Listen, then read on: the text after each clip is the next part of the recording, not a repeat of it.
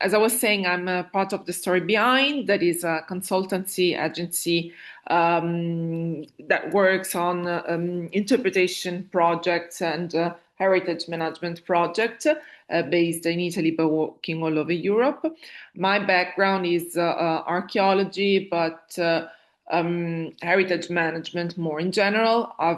I've worked for many years in a marine protected area in Italy, and I am a guide myself. So I hope that the seminar of today would be useful. I'm not sure whether all of you were participating to the seminar that Carmen delivered 2 days ago. So we will go back to some of the general ideas that were introduced by Carmen, because as you know, today the focus will be the interpretive guiding. So how to apply the principle and the ideas related to heritage interpretation to the work of tour guides.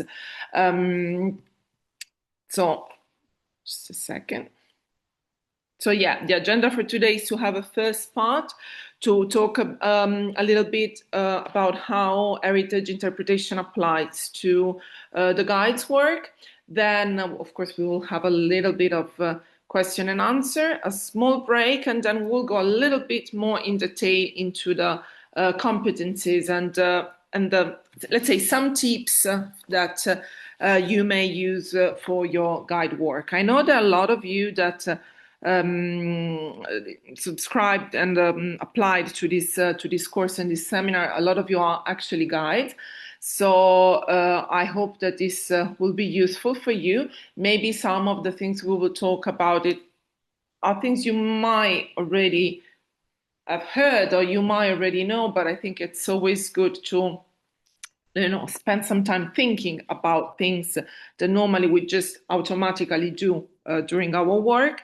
Of course, there are some of you that are not guides, so if you have any question, any doubt, don't hesitate to ask when we will have the moment, the question and answer session.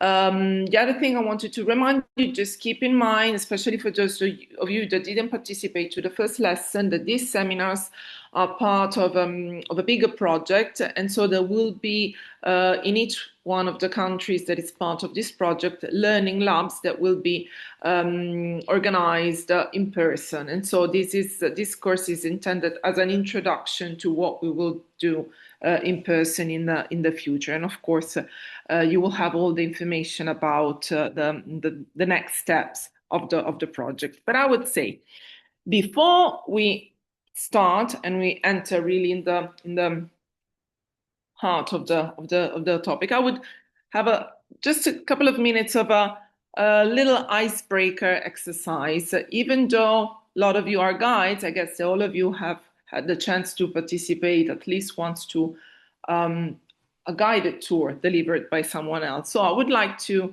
know what is the best memory or the worst memory you have of a tour. So something that you really disliked about a tour you participated to, or something that you particularly liked. If you like, you can share it in the chat. Again, it's just to have a little ice break. I can give you my worst experience, which was a couple of years ago in France, in a very important UNESCO World Heritage Site, Mont Saint-Michel, where we had this guide that literally didn't tell us anything about the place. And I know it sounds kind of absurd, but it really was like that. It just brought us from one point to the other, basically delivering no particularly, not just meaning, but really not any particular information about the site. So it was not informative, it was not meaningful, it was not memorable at all. So I don't know, does any one of you want to share any memory? I can break the ice if you allow me. Of course.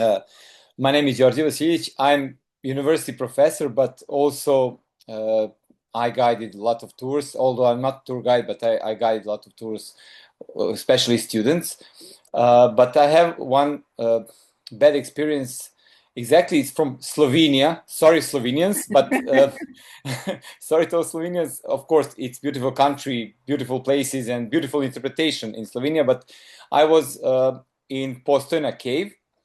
It's a channel of it's a cave with a lot of channels, and the guide was great, really great stories. But the organization of the tour wasn't that good because there was a lot of us and the guide was on the top of the group, and you know the guide made breaks, and when guide made breaks, all of us who were in behind couldn't hear anything. And I'm not sure about the story. The story was effective when I was in front of the group, but when I was behind, I couldn't hear anything. And it was just one story, and then we move on, and then another story. And if somebody didn't hear the story, it's not repeated. And I probably missed a lot of interesting information or interpretation regarding Postona Cave. So this is my freshest bad experience in guiding that I had. So. Thank you, Georgie, because actually this is something we will come back to because, yeah, too many people and not well organized. And someone is saying that the Postonia cave is actually overcrowded, so that that reinforces your point.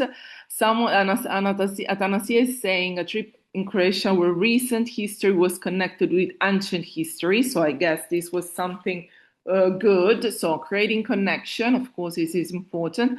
I like also Cynthia, who is writing as a guide. I like that people use humor as an icebreaker, and I totally agree because it breaks the ice and makes everything more relaxed and easy, and makes people comfortable.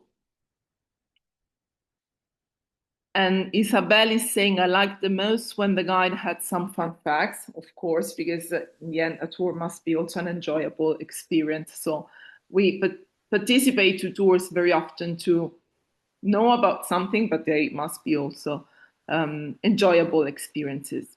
So very good. Oh, there's someone else writing. So, oh, and we have Carmen saying, sorry, as I said, my That's a long background. story, Katerina. I can just very briefly say that my best experience was in Greece, and the guide made us impersonate characters in an ancient Greek procession, and we then went to the Acropolis Museum and we found our characters in the statue, represented in the statues in the museum. So it was really, it was a good idea to make us feel part of the procession ourselves.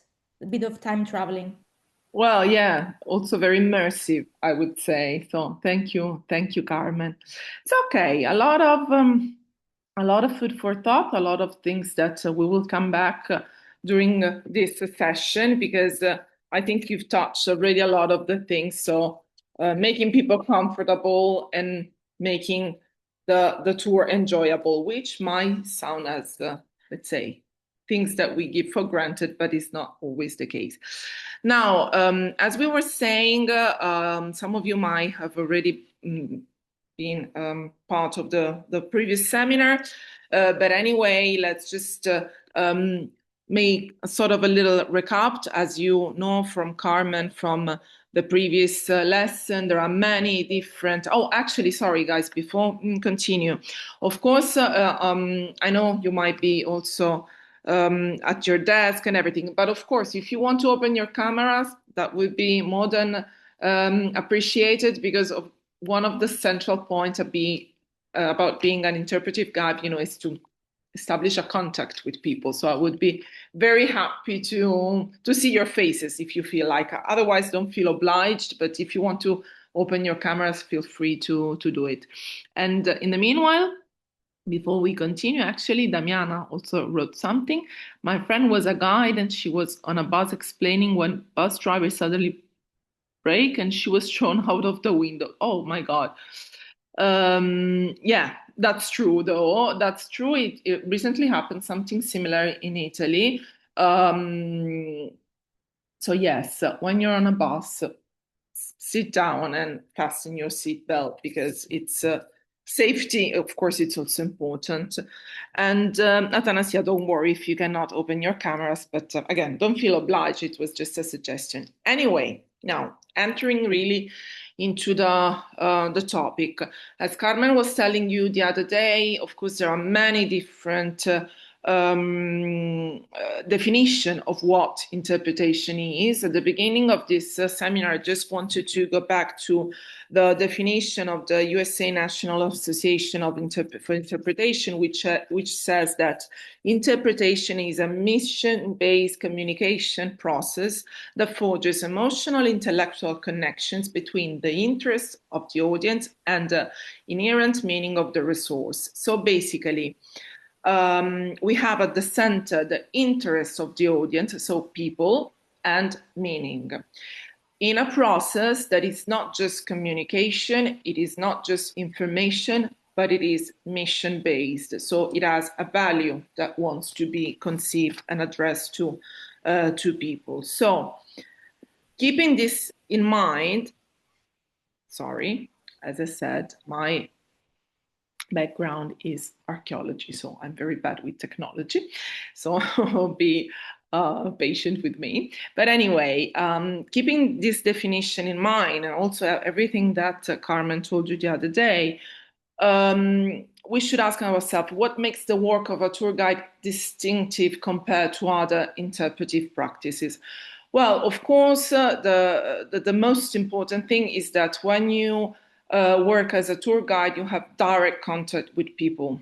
You interact with people that are there with you in that specific moment. This, of course, to some extent is a benefit, and we will see in which cases it is something that helps our works, but it also something that is challenging because, of course, very often we have less time to think about the content we are delivering and the messages we are delivering. And sometimes we need to think very quickly to react and reframe maybe the message that we have worked on. Or also we have to deal with things that were impossible to predict that could have happened. So, of course, there are pro and cons of working with people, but what is sure is that if the work with people is well done, is one of the most powerful forms of interpretation that we can have. This was recognized also by Tilden, that, as Carmen told you the other day, is considered like the founder of the interpretation as a discipline.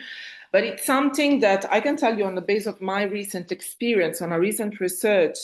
I won't mention the site because it hasn't published yet, but I made a survey of visitor studies for an important park in Italy, and visitors that were interviewed recognized that to them, their favorite way of interpretation is actually have a tour guide. Let's say, panels, no guidebooks, but have a direct contact with someone that tells them a story. So when well done, guiding is really powerful. So this is something to keep in mind because, let's say, from important powers, you have important responsibility, as some superhero was saying. So what shall an interpretive guide do? What shall an interpretive guide do that, let's say, more traditional guides do not do? Well, for sure, go beyond just delivering facts. So a tour guide is not someone that just makes a list of the facts, and especially trying to work to create a meaningful connection between people that are with you in that moment and the heritage resource you're visiting. That could be cultural, could be natural, could be a protected area, but it's really about creating connection. So if the traditional guide is someone that explains facts, the interpretive guide is someone that facilitates the understanding of meanings and that works to engage the visitors. So visitors shouldn't be passive observer of what is happening, but should be engaged in the process of the tour. it should focus on things that are relevant to people, that can be relevant for people and to which people could relate to, and should promote reflection, should offer some food for thought. So this is true for interpretation in general, but I would say it's particularly true and particularly interesting in the case of guiding, because during a guided tour, you can really co-create the meaning with the visitors by making questions, by understanding what are people interested, interacting with people. You can really build the meaning together and adapt also to the audience you have. So for sure, one of the another principle, as we were saying, of interpretation is to relate and connect. So a way to engage people is to connect the heritage resource with the visitor's life, to their experience. And this is one of those cases in which guiding is probably has some benefits compared to other interpretive actions, because we can ask questions. So we can, as I was saying, we can directly interact with our audience, and in this way we can work on creating connections. Of course, all of this encourage interpretation and not simply memorizing what you're listening at, but it's also something that requires work. And I will come back to this point again and again, because I think it's quite important and quite fundamental, since we're dealing with people and people are different from one another.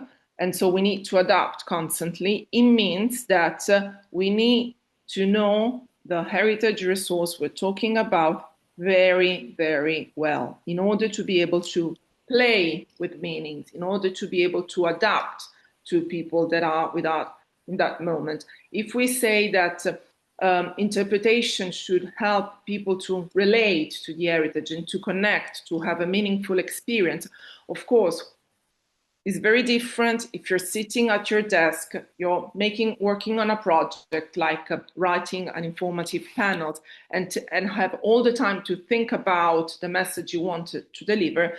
It is a completely different story if you're with a person in a specific moment and very quickly you understand that that person, for instance, doesn't know anything about the place you're visiting, and you have to change completely the narrative you have built.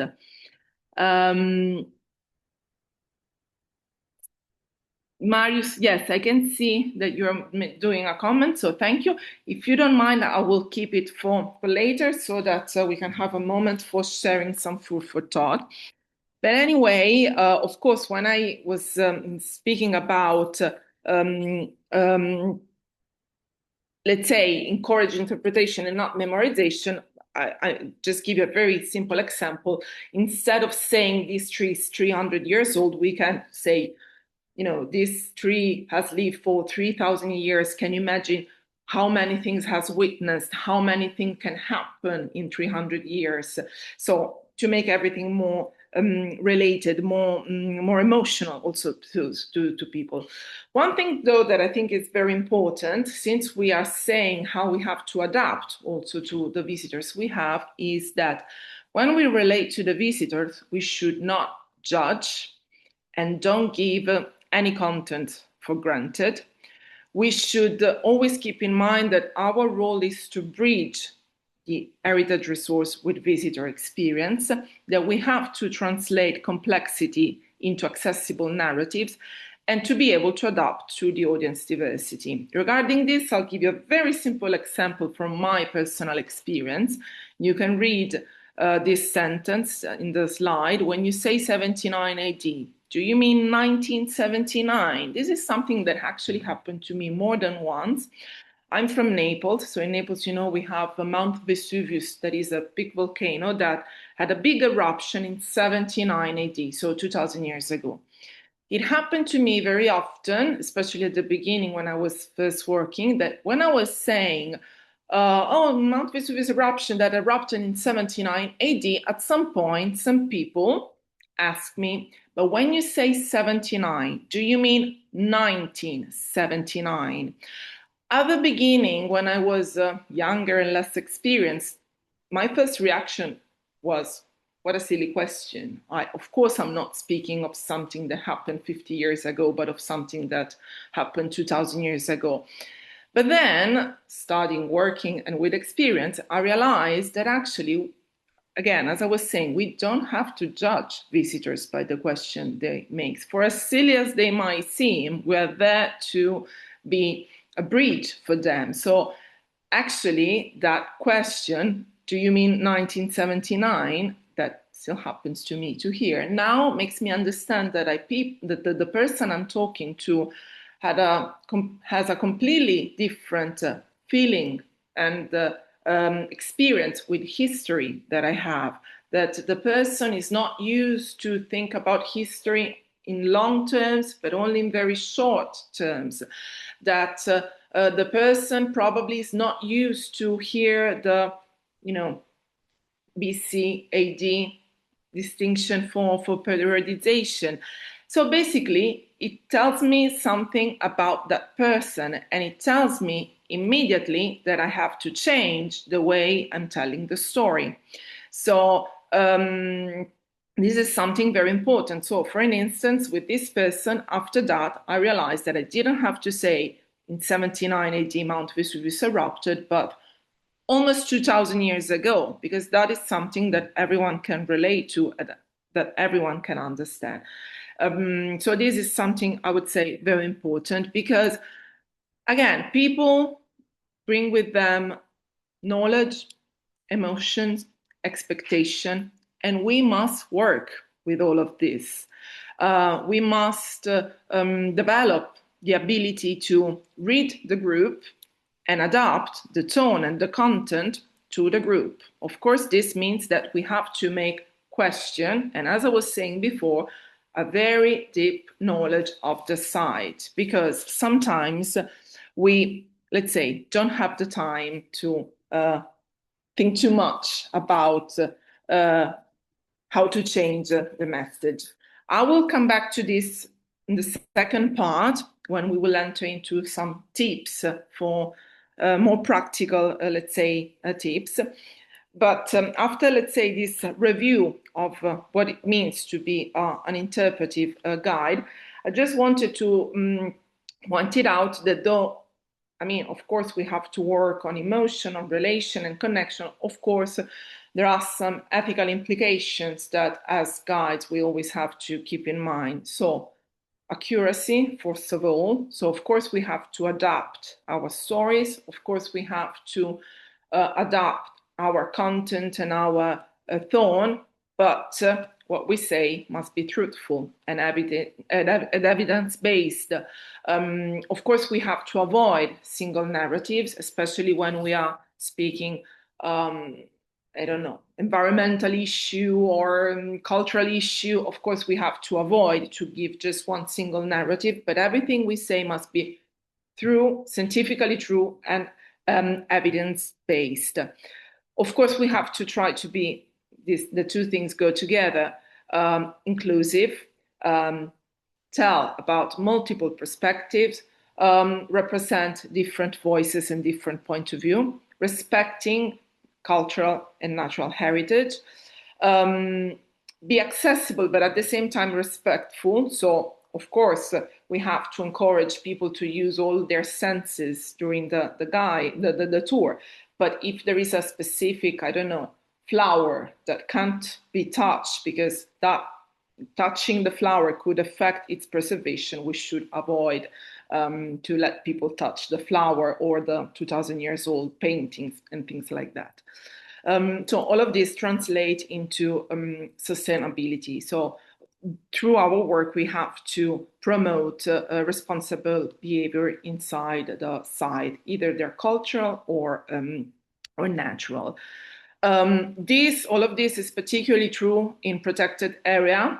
areas. I know that some of you are guided in the protected areas, and this is something I know very well, and I would be happy to share food for thought with you, because, as I said, I worked in a marine protected area for many years, so I know how difficult it can be. But we have to remember, especially when working in protected areas, that of course part of our work, either if we are, let's say, internal staff of the PA, or if we are freelance professionals, that our role is to promote conservation awareness, environmental awareness.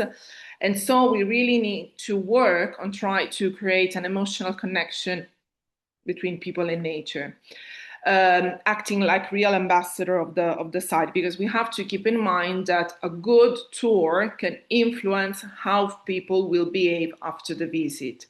So for an instance, one thing that, based also on my experience, is fundamental is always to explain the reason behind restriction, and especially to listen if people complain about some restriction and give a reason why.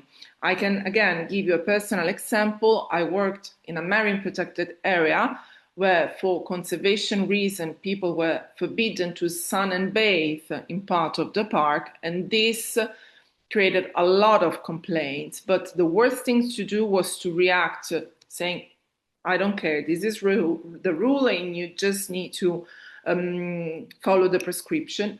But it was very important, and in this, the role of the guide was fundamental, to explain why there were those restrictions. So always avoid the you cannot, but explain, we protect this area because, or we protect this site because.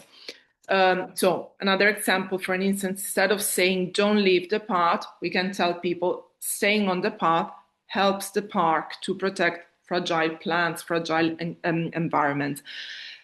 This change of attitude, this shift of attitude really help people to have a feeling of a shared responsibility rather than a restriction. And so they can feel part of something, instead of feeling some just people that are forbidden to do something. So to sum up this first part, that was more about connecting, so a little bit more theoretical. Of course, let's say the takeaways are to create the connection, to inspire care and awareness in people, and to remember that we are shaping experiences, not just delivering a list of facts. And so the goal is to basically change a little bit people through our tour, and always keep in mind the question, what do we want our visitors to remember at the end of a tour? So I hope all of this was useful and clear. I don't know if there's any question, anything you would like to say. Before you think about it, I would just want to read the comment that Marius previously wrote. In Poland, licensed field guides are taught to talk all of the time, virtually non-stop. For instance, during bus trips, therefore passing only dry facts would be deadly boring to recipients. On the other hand, it takes a lot of knowledge, creativity, and on-site experience to add personal flavor to a story. I totally agree, and I can tell you that in Italy too, field guides are taught to talk all of the time. Sometimes I wonder whether this is right or not, because sometimes a good pause, silence in certain moments actually can be also very powerful. Also to let people, of course it depends on where you are, but sometimes also to let people enjoy and dive for a little bit inside a site can be helpful. Again, it depends on what you're doing and where you're doing it, but I'm not sure that talking all of the time is always a good strategy. Any other question? Any other comment?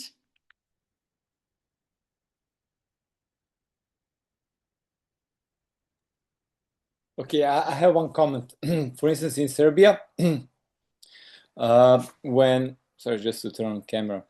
So, for instance, in Serbia, when you want to get the license for tour guide, you have to learn one big book of facts, and only thing that they are grading or ranking is how many facts can you remember, how many years, how many persons, how many cities, location, etc. So they're not teaching you how to guide a tour, but just to learn facts so you can talk about a building, about archaeological site, about anything you learn. So this is why this is why we need the courses like this. Interpretation. This is the key word. So yes, And it's I like think it's the same a little bit at least in Italy. It's the same. We're always only asked about the list of facts, exactly as Georgine was saying. Of course, guys, I'm not entering the topic at the moment of how to become a guide, because as most of you know, this is a huge topic and very complicated. But of course, this is something that, if you like, might be interesting to talk about maybe during the learning labs. But for sure, how to become a guide also has an impact on what type of guide do you become, because of course requirements should be important. So is there any other comment, any other question?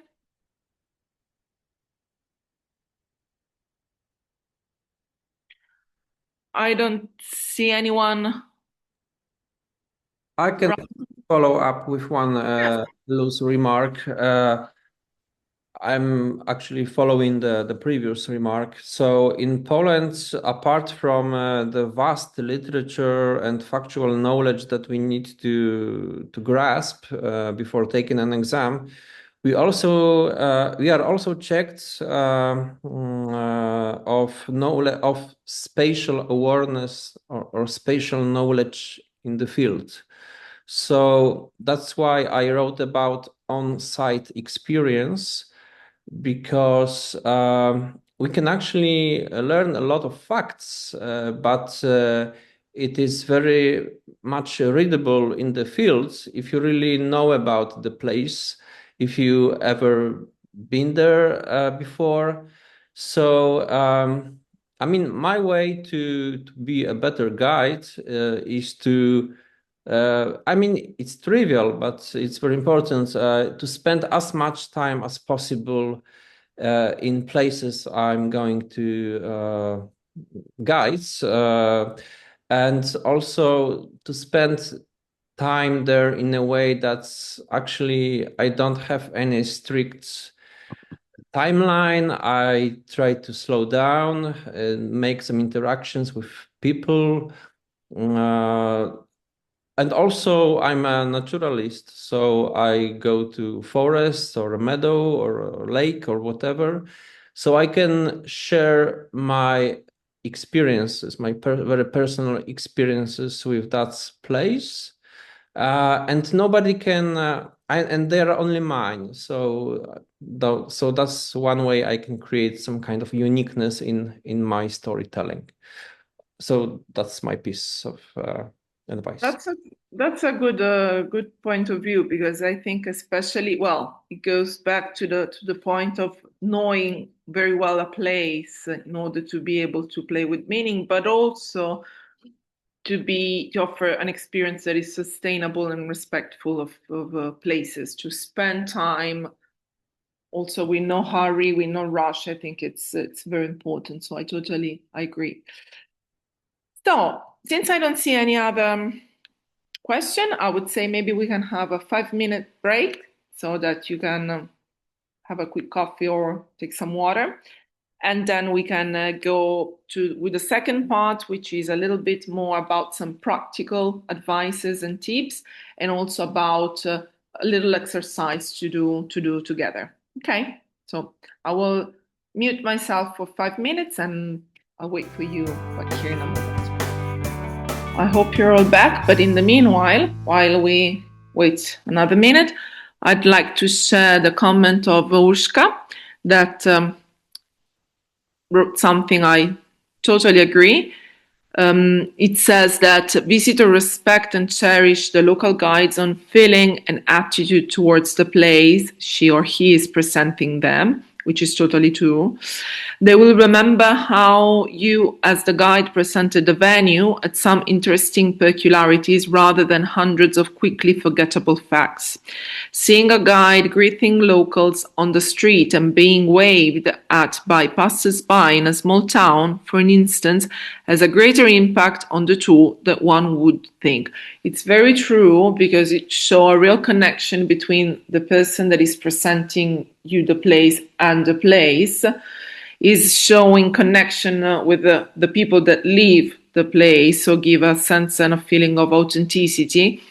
And I think it's totally true that, and I think it's really the let's say the heart of the whole point, that it's better to give some interesting peculiarities rather than hundreds of quickly forgettable facts, because people would forget, of course, facts and would just remember something that is particularly relevant to them.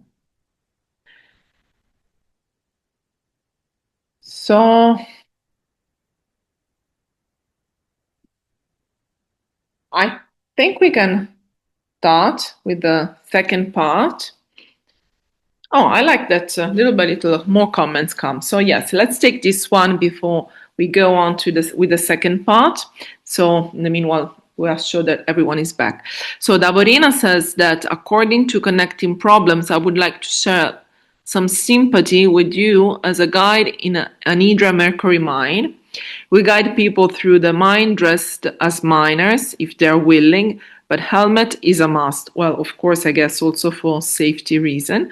And sometimes we find some people not understanding awareness of wearing one until they hit the ceiling. Just sharing my experience.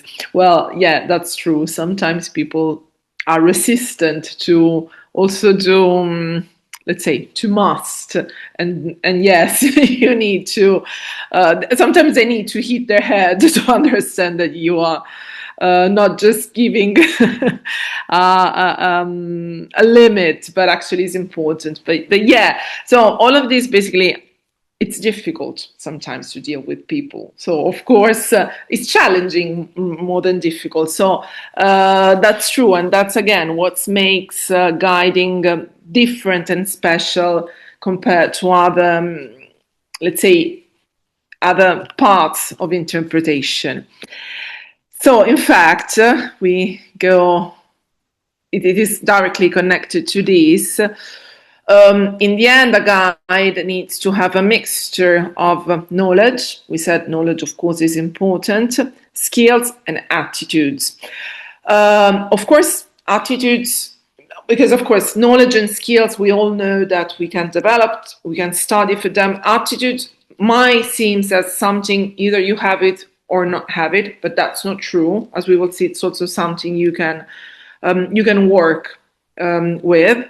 But for sure, all of this comes with experience, comes with study, comes with the work, and also with sharing food for thoughts with colleagues and other people, exactly as we are doing. Because again, some of the things that we have said so far, for a lot of you that already work as a guide, can be something that we automatically do every day in our work. But sometimes, again, I think it's important to take some time to stop and think about why we do certain things and if there's anything we could do better. So, in order to work with people, because as we said, that's our main difference, that's what makes our work distinctive, to work with people that are there with us, I would say that one of the most important things is always to be aware of the context, because as we are saying now, we're going to a little bit more practical tools.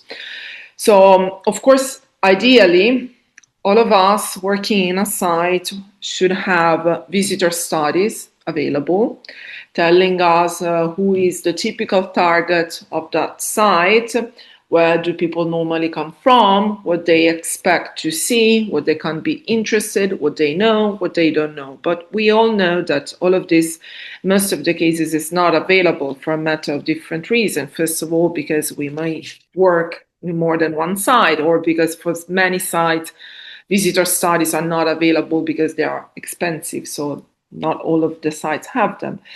But still, there are some things we can ask ourselves before starting a tour.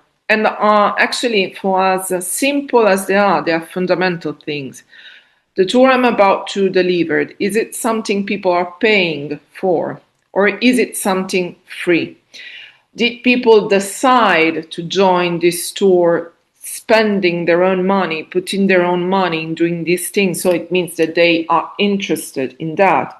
Or did the participant decide to join the tour because someone brought them there without they know? Like, for instance, a travel agency, or this can be also the case of school trip. You deal with the people that didn't decide to participate to join. Are people aware of the place? Are they going to visit? And again, this is not something to be taken for granted, because especially in the occasion of groups organized by travel agency, like, for instance, I don't know whether this is the case for some of you, but groups that come from cruise ships, sometimes people are not really aware of where they're going. So these are things that more or less we can know before starting a tour, before delivering a tour. And we can start to think a little bit about these things to understand how to tailor our experience, how to build our experience. Of course, the first moment is the most important. And how can we begin a tour? And this is something that is very well summed up in a book I would suggest all of you to read, by Lisa Brosher and Tim Merriman, which is called Personal Interpretation. Well, first of all, when you start a tour, you need to tell people who you are, what is your background, why are you there in that moment with them, and who you work for, because this is not always obvious.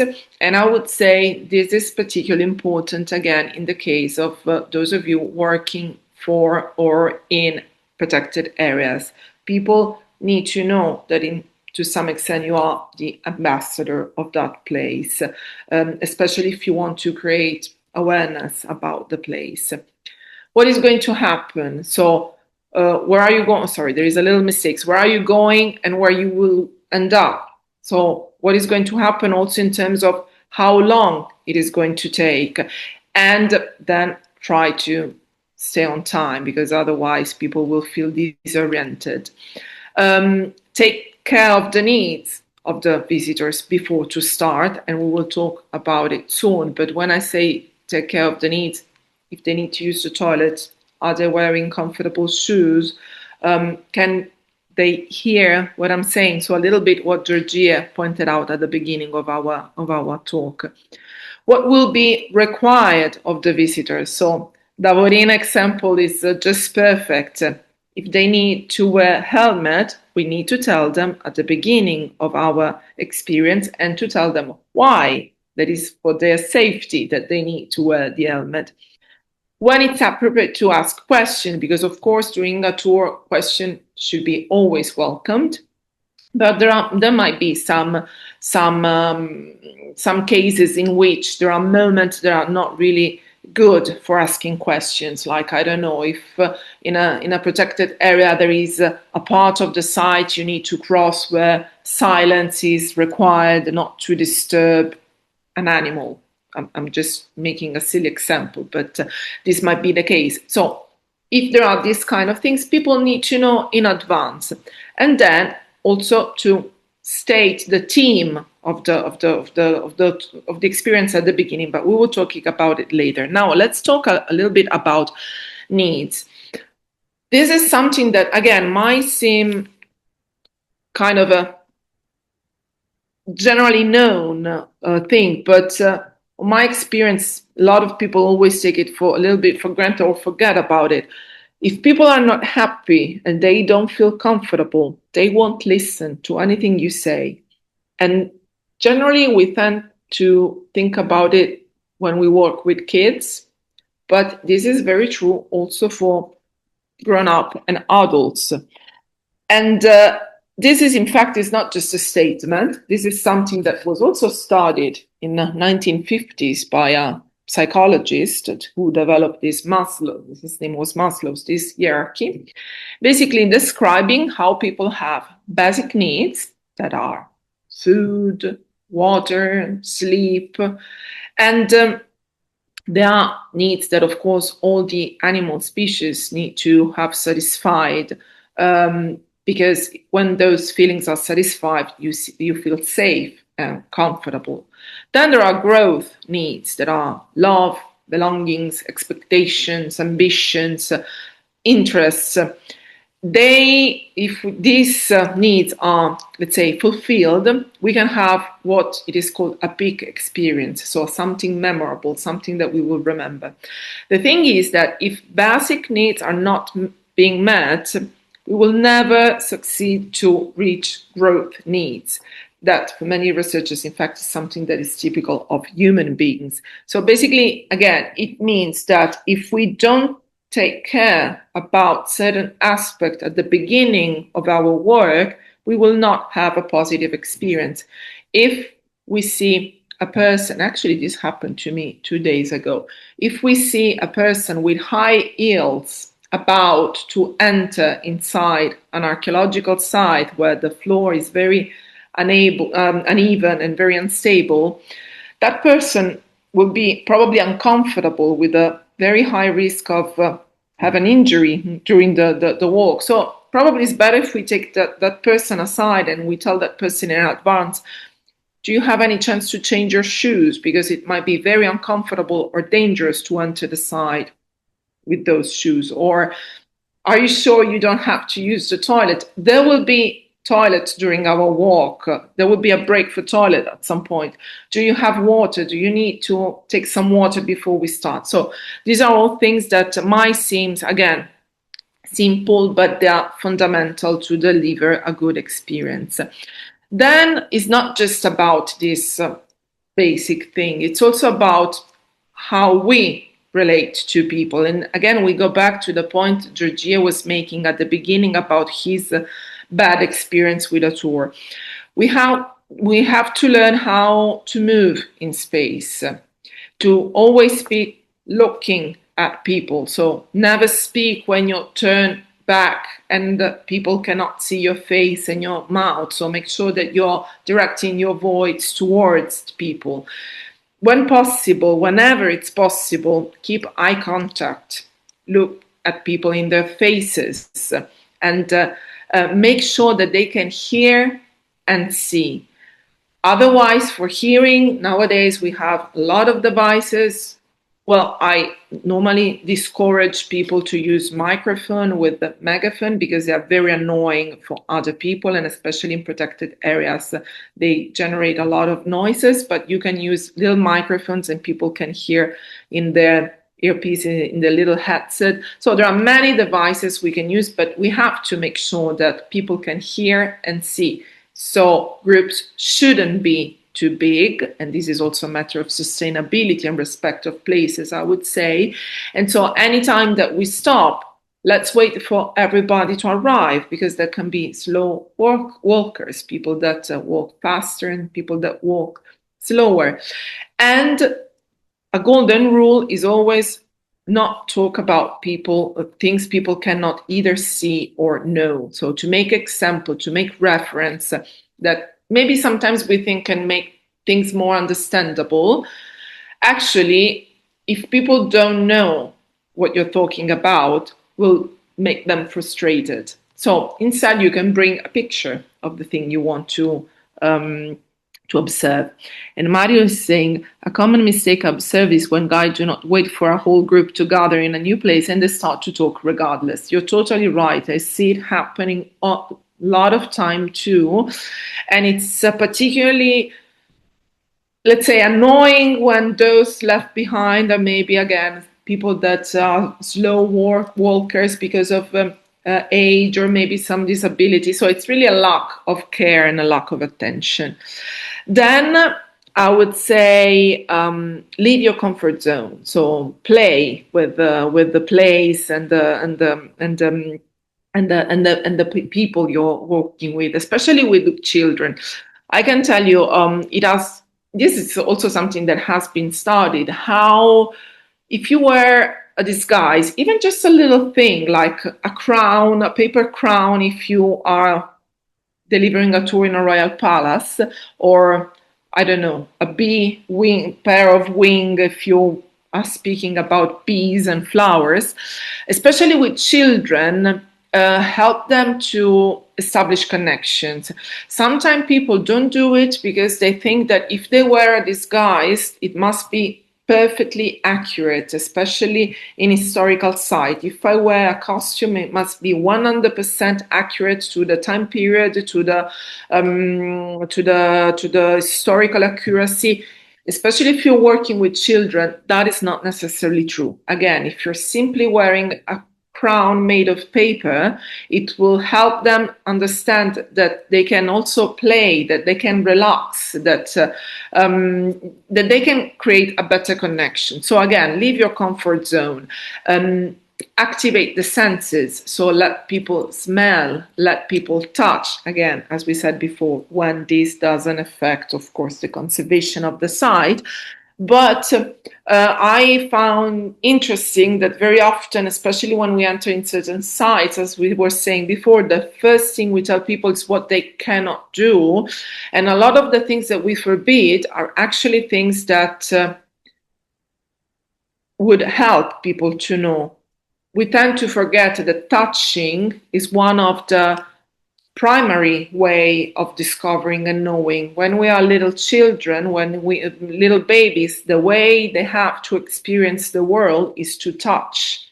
And when we enter sites for conservation reason, one of the first thing we forbid people to do is to touch. So sometimes it can be useful, for an instance, to bring replicas of what they might want to touch, to let them have this experience.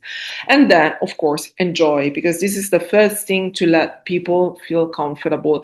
This is also, I would say, one of the most difficult tasks about being a guide, because of course you can have a day when you are unhappy, you're sad, something bad happened to you, and you don't want to smile. But of course, it's about empathy. So if you enjoy, if you smile, people will feel better and more comfortable and more welcomed. So, of course, to engage people, since we said so far that everything is about creating connection, make question, ask, not just to target your audience and to adapt to what to their needs, but I would say also really to engage them, to create a dialogue, to make them feel part of the process and not just passive listener of a story. Also give them some food for thought. So what would you have done? What do you think about this particular issue? Encouraging participation, because this exercise, it's also used to manage group dynamics, because and sometimes difficult visitors that of course can happen to have in a group. Sometimes in group people don't know each other, so there might be people that are shy. There are some other people that are much more imposing. So always trying to balance participation, maybe encouraging someone that you perceive as shy to participate, maybe asking a question or simply asking while walking from place to place, how do you do? Is everything fine?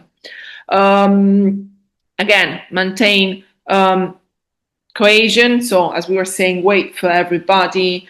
And of course, find a polite way to manage dominant individuals, keeping in mind, this comes a little bit from marketing and business, that the visitor is always right, but within reason. So, of course, there are some boundaries that you have to make sure that everyone stays in. And one of these boundaries should be respect of people and places. Of course, you can tell everything if you say it politely. Is there anyone that is trying to say something or just okay? So no.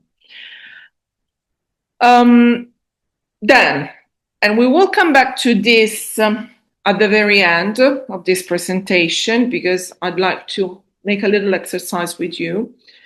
But at the end of all of these tips that we have been talking about so far, one thing is very important: to keep in mind an interpretive team around which you build your whole story. What is a team? Is not a topic. It's not just the general thing you're talking about. Like, I don't know, going back to the example I was doing before, Pompeii, the site of Pompeii, that is not a theme, that is a topic. A theme is a central idea or a message, context related to that particular specific site. And this is particularly true if we're speaking of a protected area that has some themes that are important for the place. And that is the central idea you want people to remember at the end of your tour. Doesn't matter whether they will remember all the list of facts that you told them about. The important thing is that they will remember that central idea. So the theme should be clear. It should be possible to summarize it in a sentence, basically. It should be relevant, answering the question, why should I care about this place? Why should I care about this protected area? It should be something that connects, something that is tangible, physical, so a flower, a rock, a painting, to a more general idea, to a value, to something intangible, and be specific and site related. So basically, the theme is what gives a structure to the experience, a sort of connection between all the things that you say, people. It's something that, again, will help people to remember the experience as something relevant. And it's something around which you can build your storytelling. It's also something that can help you when you need to reframe completely the story you're saying because you need to adapt to an audience that you were not expecting. If you have clear in mind your central idea, your message, your theme, even if you have to change the structure because you have some, let's say, problem with the people in that moment, you know where to go. You know what is your goal. Your role is your name. Of course, to develop a good team, again, I will never stop saying this, you need to have a very deep knowledge of the site you're working it, like some of you was also pointing out. And this means also to be interdisciplinary, to work with your colleagues, to work with other people, to really understand all the layers, all the meanings that are hidden in the place you work.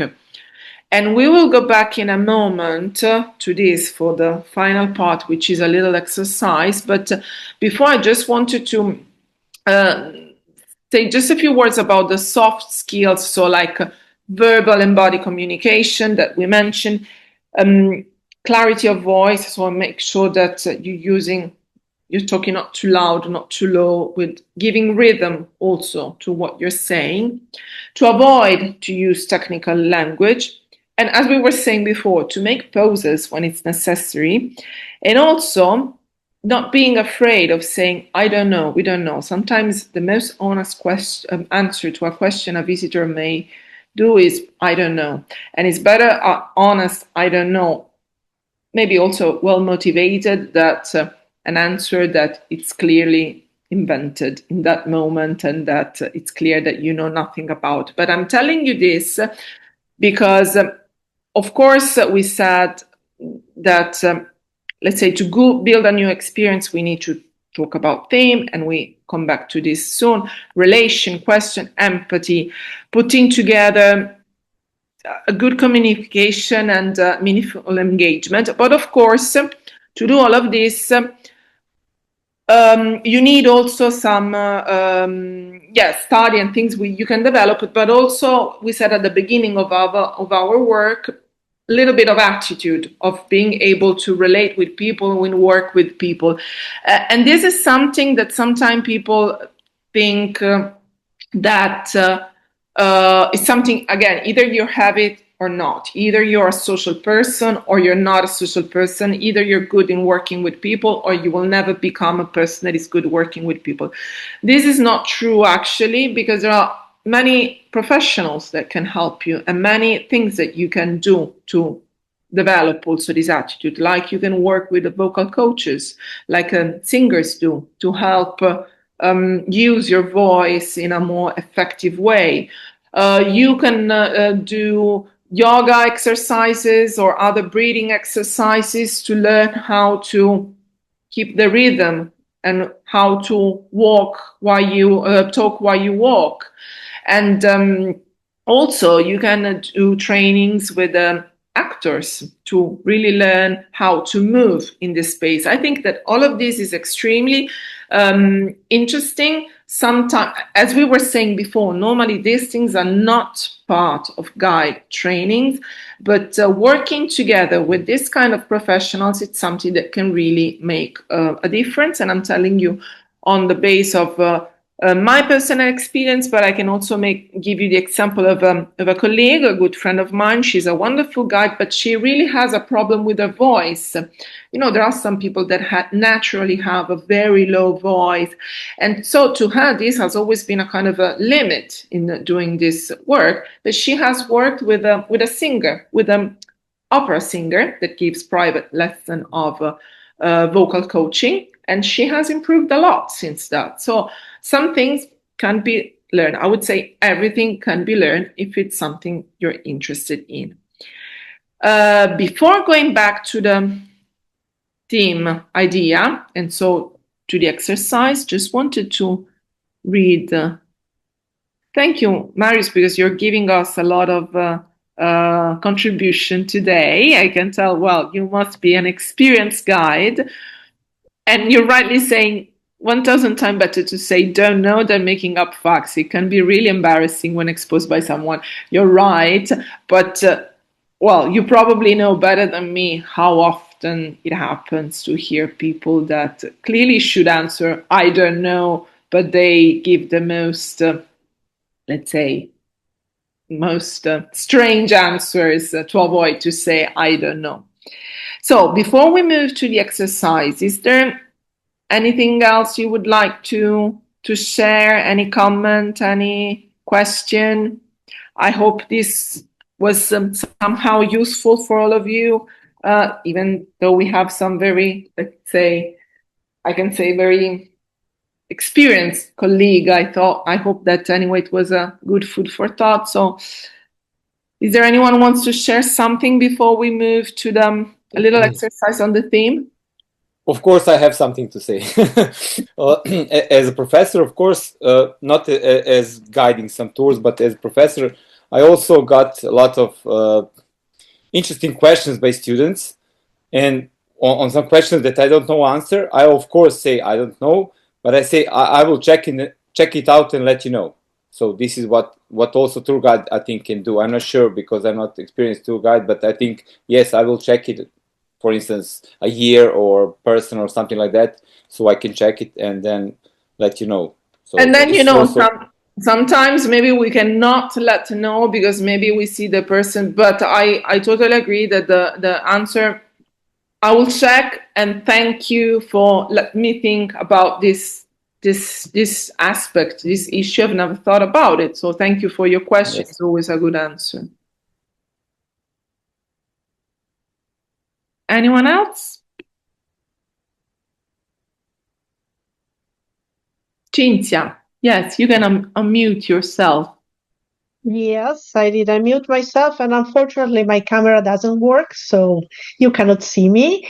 But I have, well, not an experience of mine because I'm not a tour guide, but I remember a person telling me who is a tour guide who has an agency now that when she started, she told me how she started approximately 30 years ago.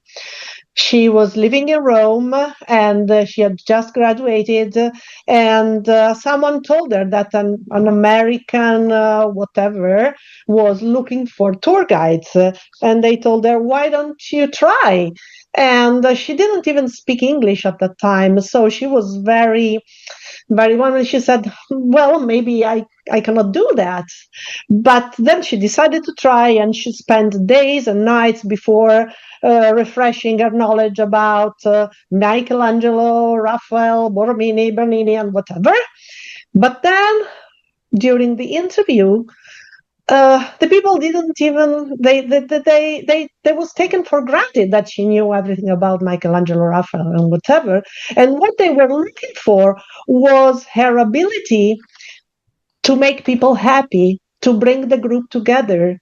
So, I mean, this is just an example of what you were saying before, that if people are happy, then they will follow you and then they will listen to you. So this is what this American firm was looking for.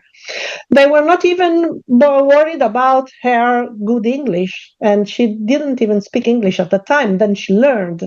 But what was really important was to keep the group going. Thank you, Cynthia. Thank you. And yes, again, of course, knowledge is important. We don't want to say that it isn't, but yes, definitely. Yes, definitely knowledge is important. But I was saying that these abilities are really essential. Yes, you're right. And again, of course, there are people that are naturally shy. So maybe they feel that they could not do something like this. But again, there are many ways to learn how to work with people and how to deal with people. And so at this point, also because I don't want you to run late, we can have a little exercise together, because one important thing about interpretation in general, but also about guiding tour, is, as we said, being able to develop a good interpretive team. That is, like, again, the key message you want to leave people and around which you want to build your structure, you want to build your experience. So this is just a reminder of what we have said, but going a little bit more in depth, developing an interpretive team means to give direction, so to help you also in understanding what to talk about and what to leave behind, because you cannot tell everything about a place, and you have to focus on what is something that people can remember. It will make your experience stronger, because, as also one of you pointed out before, people will remember one or two ideas, not more than that. And the theme allow the visitors to go back home with one important idea in mind. It helps creating connection and relevance, especially if it speaks something about something that is universal, some universal value like protection, identity, fragility, hope, something that is deeply human and to which people can relate. And as we have said at this point many times, the theme is something that avoid the list of facts. We're not interested in a list of facts, and very often when there is not a theme that puts everything together, you just giving a list of facts. So using, let's say, an exercise from an American interpreter called Harm, I would like to suggest you to create your team, making this exercise. Fill these sentences. So think about your projected area and or your favorite site, and think about a strong universal idea that will help you to finish this sentence. Generally, my tour is about. Then think about something physical, the heritage, the physical phenomenon this general idea is related to, and continue saying specifically, however, I want to tell my audience about, and then you say what. And then at the end, you will complete saying, after hearing my presentation, I want my audience to understand that, and that will be your theme. Just to let you understand better, I'll give you two examples. One is about the marine protected area I worked with. So it's an underwater park, which is both an archaeological underwater park and a natural environmental underwater reserve. So in this case, the topic is the underwater park, but generally my presentation is about the unique relationship between nature, history, and human activity, which talks about the idea of protection, resilience. But specifically, I want to tell my audience about how the submerged ancient ruins, so something physical, contributed to preserve the marine biodiversity, revealing the interaction between ancient civilization and coastal environment. But after hearing my presentation, I want my audience to understand that if we preserve cultural heritage, we help save the natural environment, and so explain them why there are so many restrictions. And this is my theme in this case. Another example, which is maybe more easy to understand because it's a famous site. Pompeii, you know, is the famous city that was destroyed by the Mount Vesuvius eruption 2,000 years ago.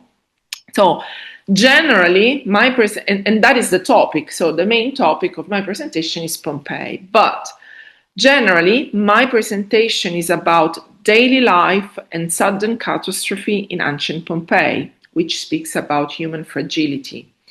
Specifically, however, I want to tell my audience about how the eruption of Mount Vesuvius preserved homes, objects, offering a snapshot of Roman life. And Roman life and the physical evidence, the homes, the object, are of course the phenomenon.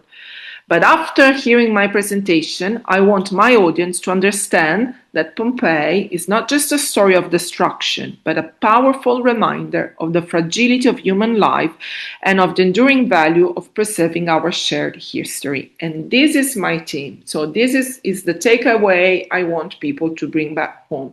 Because probably they will visit many other archaeological sites and they will not remember the difference between a Greek and a Roman site, and the difference between one emperor and the other, or the difference between a Greek vase and a Roman vase. And probably that's not even important. But what I wanted them to remember, it's about the fragility of human life and the possibility of preserving shared history. So I hope these examples are clear. What is Davorina saying? Guiding children is a world challenge? Because Davorina is saying that, of course, guiding with children are particularly challenging. And yes, that we really need to tell them that some restrictions are to preserve. Yes, you're right. But anyway, so I'll leave you in the slide this, so you can take a couple of minutes, about 10 minutes to do this. And if anyone wants to share at some point the theme or just wanted to write it, I would be very happy to hear what you thought about it. Normally it's something that it takes time. So it's not something so easy, especially if you're thinking of something you work with every day. Sometimes you give it so for granted that it's difficult to develop a good team. But it's just the first exercise. And then, of course, on the occasion of the learning labs, we will have the chance to enter more in detail of these things. Maybe to go back to slide with Pompeii, maybe it will give us more tips. Yeah.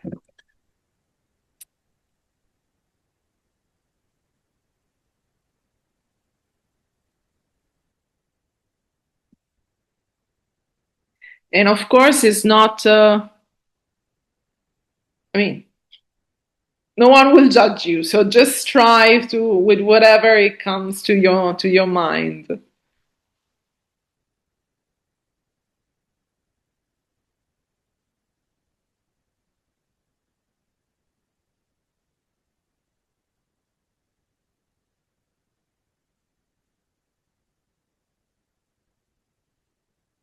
Masha, I see you're smiling. So are you thinking about anything?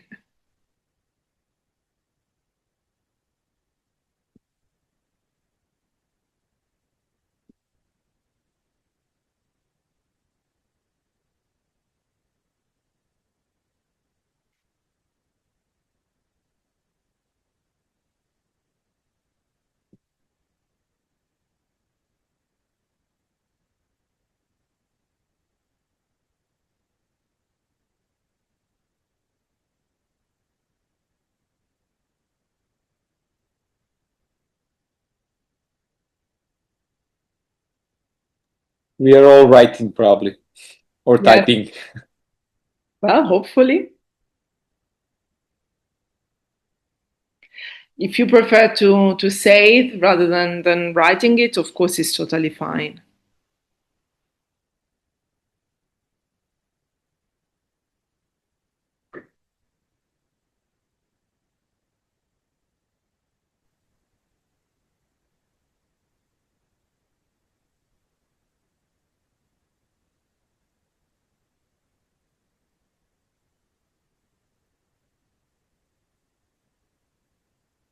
Caterina, Yes. if it's possible later on the call, I can try to explain. Yes. In order to test myself, if I understand the exercise and the example. Sorry, I didn't got your point, Lisiana. If you can repeat.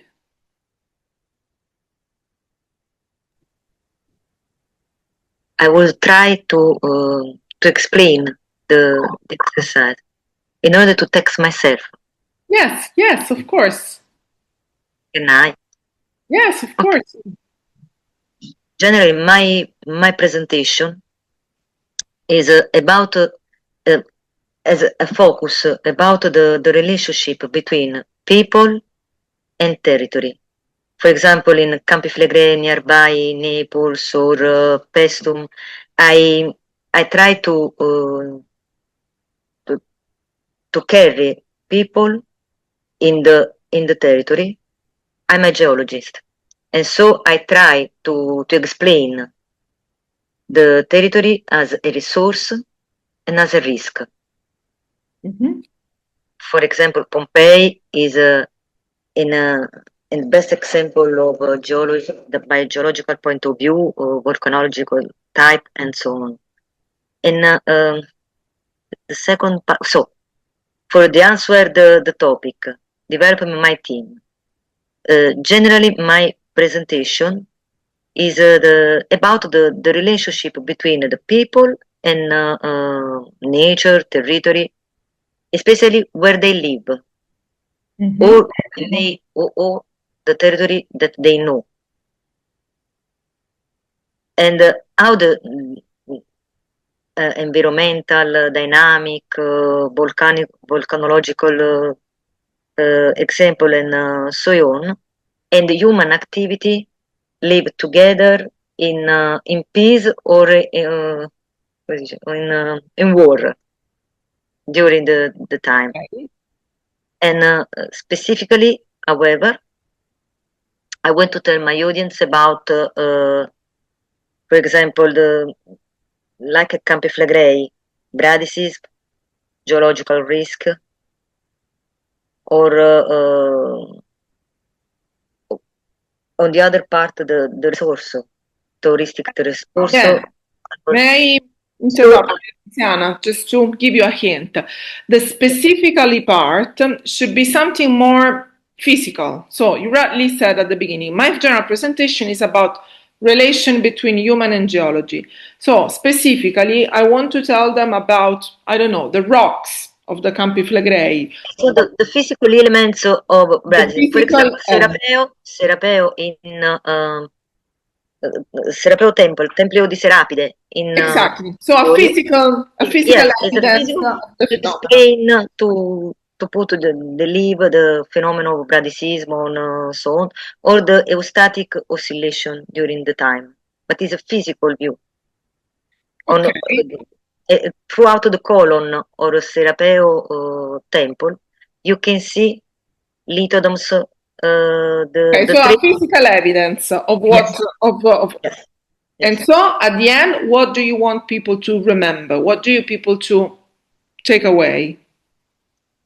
Take away the focus, the stress in the relationship between human, people, and environment, the territory. Okay. In order to create a sort of better governance or awareness of territory. Okay, but that is an outcome that, but anyway, yes, it's something more general that you want people to take away. My suggestion is you really got your theme when you're able to synthesize it in a sentence. So it's something that it takes time, so it's totally fine and totally understandable if you are not able to do it now in just a few minutes because it takes reflection, but you really got a team when you are able to say it in just one sentence. It means that you really have it. If just one sentence is enough to say it. So a general value that is represented by a physical object will give you your team. Okay, but it's something that again you need to be able to sum up in a sentence, and when you will have just a sentence, it means you really have it. I try to write the sentence on the chat, or as you prefer, if you like. So yes. I type myself, and I type myself. Okay, thank you. In the meanwhile, Georgia said, my presentation is about a mountain that hides almost 20 monasteries. Specifically, I want to tell my audience about how people found peace in natural areas hidden in deep forests centuries ago. And after hearing my presentation, I want my audience to understand the connection of nature and religion and how nature can protect our peace. That is perfect. You know what? Maybe I would just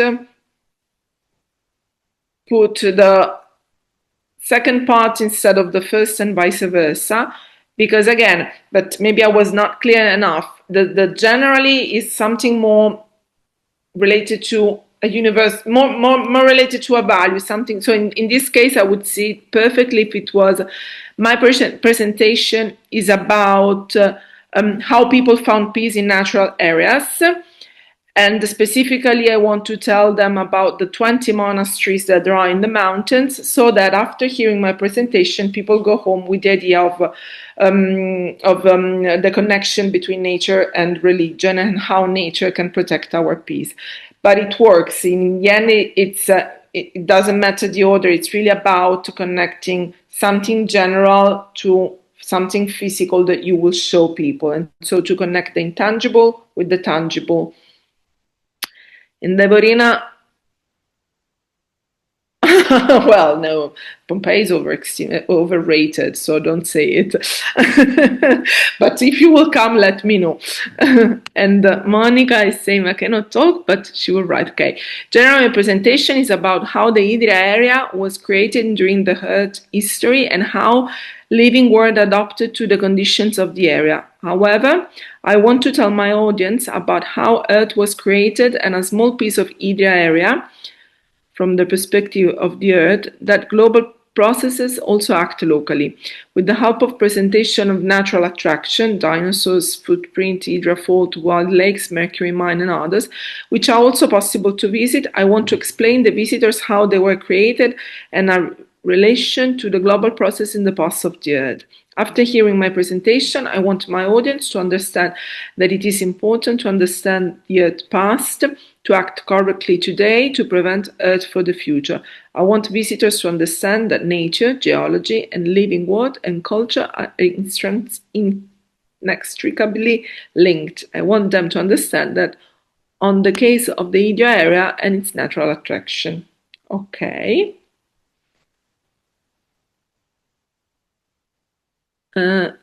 Then we have Urshka, general presentation. David Archaeological Park is about the phenomenon of the oldest musical instrument in the world. But my duty is to tell my guests how the cave came to be, how the Neanderthals would visit and use the cave while it was predominantly a cave, and what the experts found during the excavation work, including the most famous femur with holes, which was later confirmed as an instrument. I also present the story of the bone being proven as an instrument as well as its capacities. The audience should understand that the history of the cave is way more extensive than they think when hearing about the Neanderthal flood from the period of about 60,000 years ago. Masha, I'm not a guide, just thinking for Idra. The connection, maybe theme, the connection of natural resources that provided created a living in Idria, the Mercura mine, and the connection to the forest and water that helped run the mine. Maybe the general is similar to Pompeii. Oh, okay. Yeah, it's okay even if you mix it up. And Marius said, my tour is about the multi-ethnic history. You can all read, guys, in the chat, so that's why I'm not focusing on every word, because you all have the chat available. So Marius saying, my tour is about the multi-ethnic history of the mountains. I want to tell my audience about history of human colonization and human-nature interaction and how they affected land use. And I want my audience to understand how the trajectory of the past events can shape today's landscape, and that we should remember and embrace the complexity of social history of this beautiful region, which is, this is a very good theme, because again, it's about connecting your first thought that maybe is too wide, is too general, to something that you will physically show, because then especially when you do a guided tour, you need to show people things, because otherwise people don't understand why they are there. So the things you decide to show them and the meaning of you present about those objects should relate to this general idea that then is translated in the theme they bring back home. Sasha is saying, I'm talking about the role of dead wood biomass in the forest, why some dead trees are left on spot. So something like the dead tree is a beginning of a new life. Oh, this is very nice. And then Erlisiana, my presentation is about the relationship between people and the territory. Specific, I want to tell my audience about how the territory can become both through real examples. That's the most important thing. And after hearing my presentation, I want you to understand that the territory is not something fixed or given. This is a team. The goal is to raise awareness. Then, okay, the goal, Lisiana rightly said, the goal is to raise awareness. So the team is not to raise awareness. That is the goal, is to raise awareness. The team is that the territory is not something fixed or given. Understanding this will create awareness, but the message that people need to understand and bring back home is that. So it's something, a first value that again is related to something very human, like fragility, like fear, like a sense of belonging, is explained, or in case of, all of this applies also to natural phenomena, is explained during the tour through showing something physical, so a phenomenon, an effect, something visible, something that they can touch, but this is useful in the end to convey a message that is the theme. And everything you show, you have to show it keeping in mind the theme that you thought about it. And again, I know it's not easy, so thank you all for your contributions, because it's definitely not something to be done in 5 minutes. Actually, something that takes a long time and a lot of time to reflect, and also probably to forget our bias that we know we have for sites we work often in. But I hope this was at least a good exercise to start.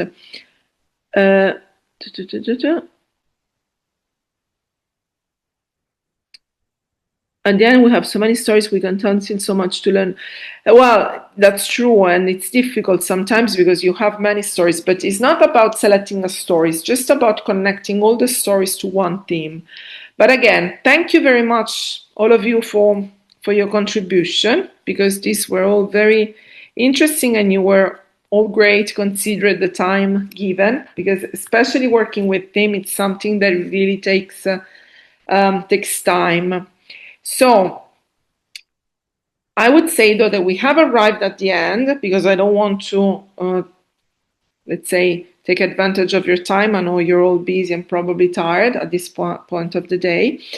I've just shared in the chat a link with the Google form like previous time, and I would kindly ask you to fill. Sorry, Katerina, you shared the wrong file. So the second mail I sent you yesterday. Sorry. Do you want me to share? Yes, thank you, Georgia. But I have it here. No, sorry, just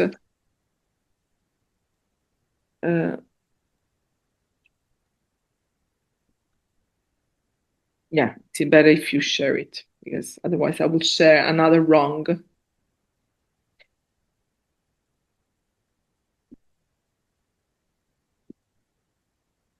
Just a second, just for me to find it. Yes.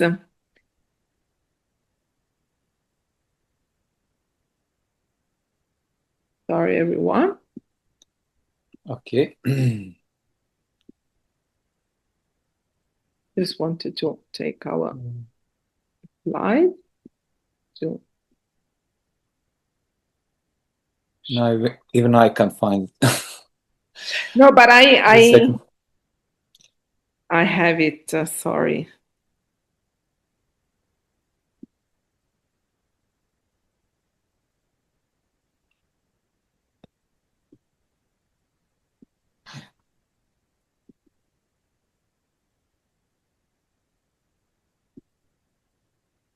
I know you're gonna all see but anyway, there are no secrets, so it's not a problem if you see my screen. I'm just taking the link. I'm sorry. Okay, here it is. Okay, you share it. So thank you. This is Thank you, Georgia. So everyone, you can find the link in the chat. It would be very, very helpful for us if you could fill it to improve, to deliver you better content for the learning labs and for the project. So thank you for taking the time for filling this. And as Carmen is writing in the chat, for sure we can send you the recording of the lesson you've missed. While you fill the form, I also take the time to remember that the next seminar will be next Thursday on May the 7th at 4:30 Central European Time again. It will be with Carmen again, with our Carmen that is here with us, and she will tell you about interpretive writing. So we will move one step forward into interpretation with interpretive writing. So thank you again, everybody. And if you have some final question, please ask. Of course, you also have our contacts. If you want to drop a line, feel free. And as soon as you have filled the form, you can, of course, leave. And again, thank you very much.